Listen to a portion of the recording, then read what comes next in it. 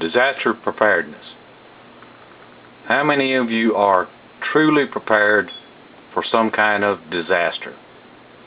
Whether it be your house burning, natural disaster, just any kind of thing that is going to be unexpected.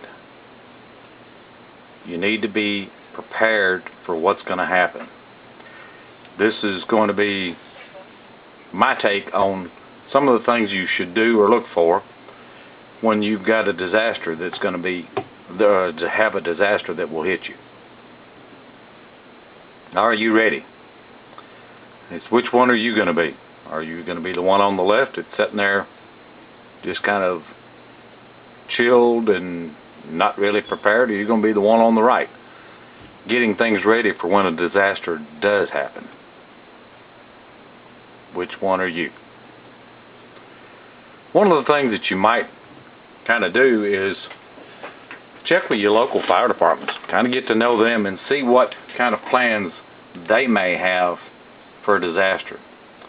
Most of the fire departments are going to have some kind of plan ready for when a disaster hits your area. You might not necessarily be able to help the fire department at the fire department itself, but there are things that you can do that might work with them and make things easier for them when the disaster does hit. You want to get ready for the disasters before they strike. If you fail to plan, then plan to fail. Kind of some of the things we're going to be going over are preparing for a disaster, planning ahead, awareness before a disaster happens, when it happens, and what to do afterwards. There's all kind of types of disasters.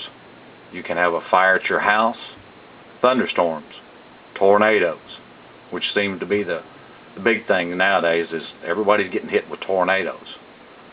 There's always the possibility of earthquakes, and we've also seen too a lot on the news lately about floods. Preparing for those is also going to be a big thing. And then, of course, when winter hits, you've got to prepare for snow, ice storms. All kind of winter problems can arise with that also. We're going to start with fire. You want to make sure that you've got smoke alarms in your house and test them at least once a month and change the batteries twice a year. Usually we tell everybody that when the time changes is the good time to remember to change your batteries in your smoke detectors. So remember in the spring and fall when you change your clocks to change the batteries. You need to have at least one fire extinguisher. You're better to have maybe 2 or 3. You can get small ones. You don't have to have a large one, but keep one in your kitchen. If you've got multi-story houses, keep one on each story that is going to be easy to get to. It doesn't hurt to have a fire blanket, in your kitchen also. You want to make sure that you go over an escape plan with your family. A lot of times what happens when you get in a fire, you have to remember all that smoke is going to be disorienting. Everybody needs to know how to get out of the house in multiple ways of getting out of the house. Once you leave the house, everybody needs to have a place to meet. A lot of times we'll say if you've got maybe a large tree in your yard, the whole family goes to that or goes to the mailbox if it's by the road. Somewhere that's going to be far enough away from the house to be safe, but where the fire department can also find you. One of the things that our fire department does is when we know there may be people in the house, we'll ask someone how many people live in that house.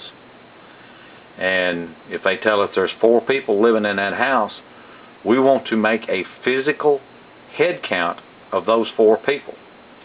We don't just assume that everyone got out of the house. We want to physically count 4 people to make sure that they are out of the house and safe. If there was only 3 in the house at the time, We've even gone so far as to talk to the fourth one on a phone to make sure that, you know, they didn't come home and the rest of the family wasn't aware of it or something like that. So when you've got your escape plan in place, always make sure you have somewhere safe to go outside of the house. Never go back into the house. Remember, they're just material possessions. As much as we may love something that's in that house, it's not worth your life to go back in that house. And unfortunately, as a dispatcher and as a fireman, we have had people go back into the house and not survive the smoke inhalation. And again, it's meet somewhere outside for a head count. We don't want anyone to go back in. Remember, smoke is going to be toxic. It can kill you. You may think that you can breathe through something and survive it. You might do that, but you're going to have all kind of lung and health problems for a while after that. So stay low to the ground, just like all the children are taught. You know, you get on the ground and crawl if the smoke is getting thick. Always be careful with matches, lighters, and candles.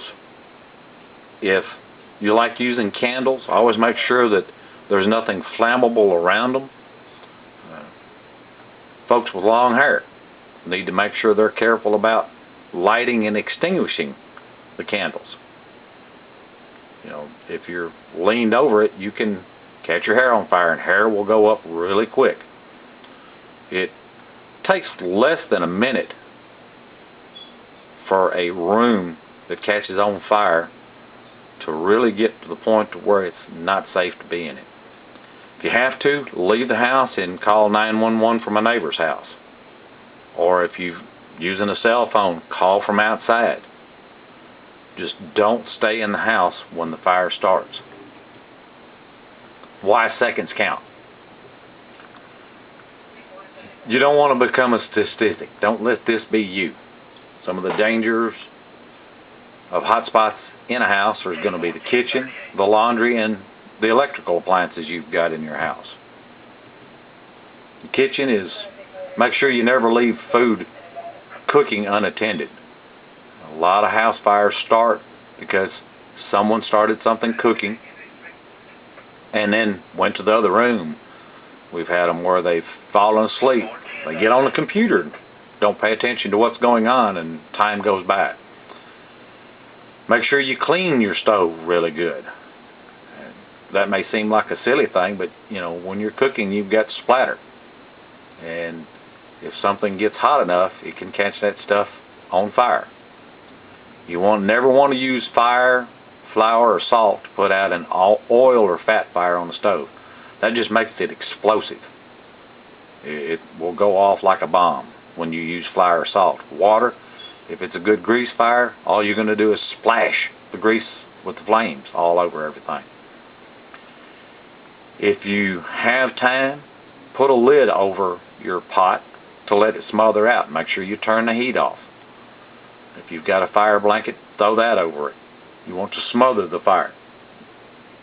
Never try to carry a burning pot or pan out. If you try to do that, most of the time what happens, you end up splashing the fire out of it, or the pot or pan is so hot, you end up having multiple burns on yourself. You also want to make sure you don't hang objects over your stove door handles. Those, you know, stove gets hot. If it gets hot enough, that stuff can catch on fire. Make sure you keep all your flammable material away from the stove.